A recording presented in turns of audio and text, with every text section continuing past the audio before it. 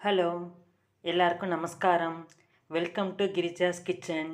இந்த வீடியோவில் ஒரு டேஸ்டியான எண்ணெய் கத்திரிக்காய், முழு கத்திரிக்காய் எப்படி பண்ணுறதுன்னு பார்க்கலாம். நான் கரெக்டாக ஒரு 7 கத்திரிக்காய் கம்ப்ளீட்டாக கட் பண்ணாமல் கரெக்டாக ஒரு 4ஆக டிவைட் பண்ணி வச்சுட்டுருக்கேன். உள்ளுக்குள்ளே சொத்தை இல்லாமல் இந்த மாதிரி காம்பை கட் பண்ணிவிட்டு 4ஆக பொளந்து வச்சுட்டுருக்கேன். இதை கட் பண்ணிவிட்டு உடனே தண்ணியில் போட்டுடணும், இல்லைன்னா கருத்து போயிடும். இப்போ இதுக்கு என்ன தேவையான பொடின்னு சொல்லிடுறேன். இது நான் ஏற்கனவே வீடியோவில் போட்டிருக்கேன். இந்த பொடி எப்படி பண்ணுறதுன்னா, கடலைப்பருப்பு, மிளகா வத்தல், தனியா, கட்டி பெருங்காயம் எல்லாத்தையும் நல்லெண்ணெயில் வறுத்துனுட்டு மிக்சியில் பொடி பண்ணி எடுத்துன்னு வந்துடணும். இந்த பொடியை தான் இப்போ நம்ம இதுக்கு சேர்க்க போகிறோம். இப்போ இந்த பொடி ஒரு 7 கத்திரிக்காய்க்கு திட்டமாக இந்த பொடி எடுத்து வச்சுருக்கேன். தேங்காய் திருகி மிக்சியில் வெறுமூணாக அரைச்சி வச்சுருக்கேன். அப்போ தான் பல்லாக இல்லாமல் இருக்கும், ஸ்டஃப் பண்ணுறதுக்கு ஈஸியாக இருக்கும். கருவேப்பிலை, இதுக்கு தேவையான உப்பு, பெருங்காயம். இப்போ என்ன பண்ணலாம், இந்த தனியா கடலைப்பருப்பு, மிளகாய் வத்தெல்லாம் வறுத்து பொடிச்சு வச்சுருக்கோம் இல்லையா, இதோட இந்த தேங்காய் கருவேப்பிலையை ஒன்றா மிக்ஸ் பண்ணிடலாம்.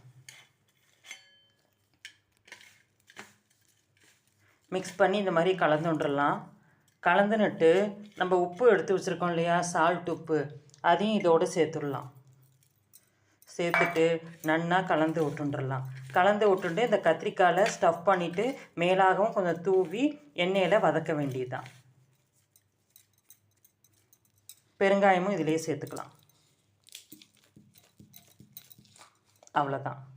இப்போ நன்னா இதை கலந்து விட்டுட்டோம்னா கத்திரிக்காயில் ஸ்டஃப் பண்ணுறதுக்கு நமக்கு ஈஸியாக இருக்கும். வாங்கோ எப்படி பண்ணுறதுங்கிறத காமிக்கிறேன்.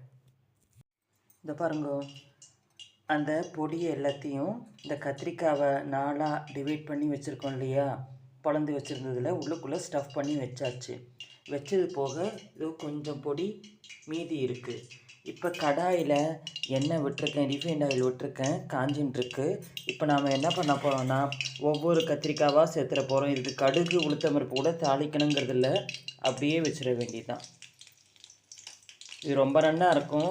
சாதத்தில் போட்டு பிசைஞ்சு சாப்பிட்லாம், ரசம் சாதம், சாம்பார் சாதத்துக்கு தொட்டுக்கலாம், தயிர் சாதத்துக்கு தொட்டுக்கலாம். இது அப்படியே வச்சிட வேண்டியதுதான்.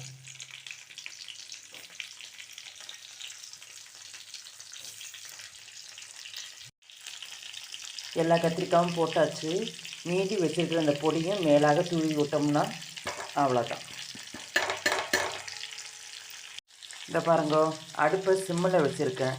லைட்டாக ஒரு தட்டை போட்டு மூடி வச்சுட்டு ஒரு 3 நிமிஷத்துக்கு ஒரு ட்ரிப்பு பரட்டி விட்டால் நல்லா வெந்து வந்துடும்.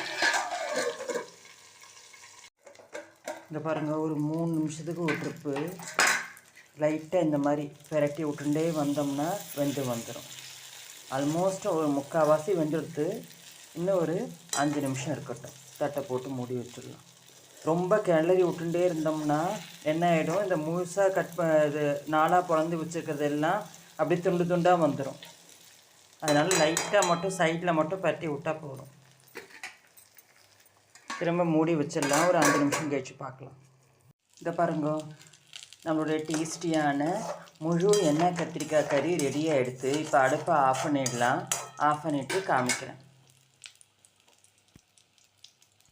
இதை பாருங்க, நம்மளுடைய டேஸ்டியான முழு எண்ணெய் கத்திரிக்காய் ரெடியாக எடுத்து நீங்களும் உங்கள் ஆத்தில் இந்த மாதிரி ட்ரை பண்ணி பார்த்துட்டு எனக்கு கமெண்ட்டில் போஸ்ட் பண்ணுங்க. I hope you all like this video. Thank you.